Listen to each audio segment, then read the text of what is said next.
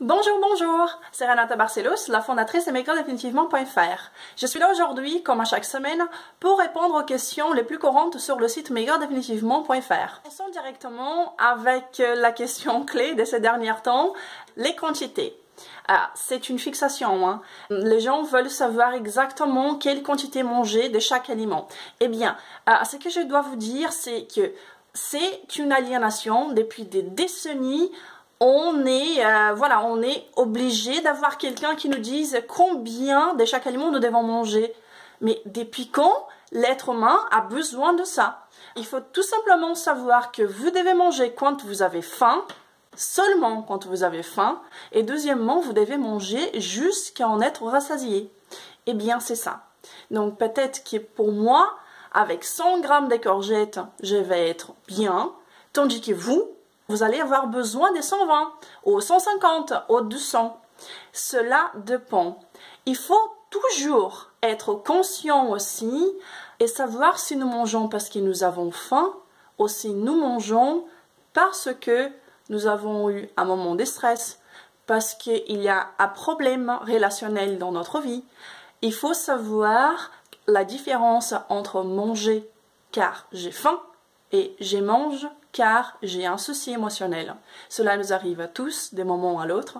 C'est important de les comprendre et c'est important de se poser la question à chaque fois. C'est ce que j'ai dit avec les gens qui participent à la méthode Maigrir définitivement, qu'il faut être aligné déjà avec soi-même, avec nos objectifs, et il faut quand même essayer de comprendre ce qui se passe à l'intérieur de nous.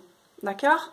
Donc voilà, pour les quantités, je vous dis, il n'existe pas une bonne quantité. Si vous voulez manger, je sais pas, 4-5 œufs par jour, pourquoi pas? Des œufs, ils sont très importants pour la santé. C'est un aliment riche, c'est un aliment complet. Et depuis très précisément les années 1952, nous savons qu'il n'y a aucune liaison entre la consommation d'aliments qui contiennent des cholestérol, comme par exemple les œufs, et l'augmentation des taux de cholestérol dans le sang. Ce n'est pas lié. Et nous sommes en décembre 2016 et il y en a encore un tas de personnes, les professionnels de santé inclus, qui disent encore qu'il faut limiter la consommation des œufs. Alors là, je trouve ça affreux. La science l'éprouve que ce n'est pas lié, et moi aussi, vous pouvez regarder ci-dessus. Il y a une phrase que je trouve vraiment très intéressante et je veux la partager avec vous. À chaque fois que vous mangez quelque chose, vous êtes en train soit d'alimenter votre santé, soit d'alimenter une maladie. Faisons le bon choix et mangeons des vrais aliments, de la variété avec des choses qui sont vraies, qui viennent de la nature. Faisons attention avec l'affirmation « il faut manger de tout », mais avec modération.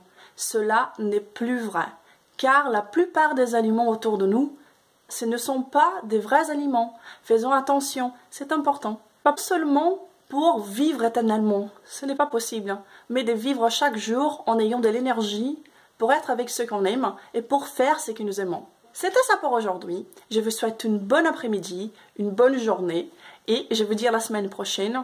Si vous voulez envoyer vos messages avec vos questions, je serai là pour vous répondre. Prenez soin de vous. Au revoir.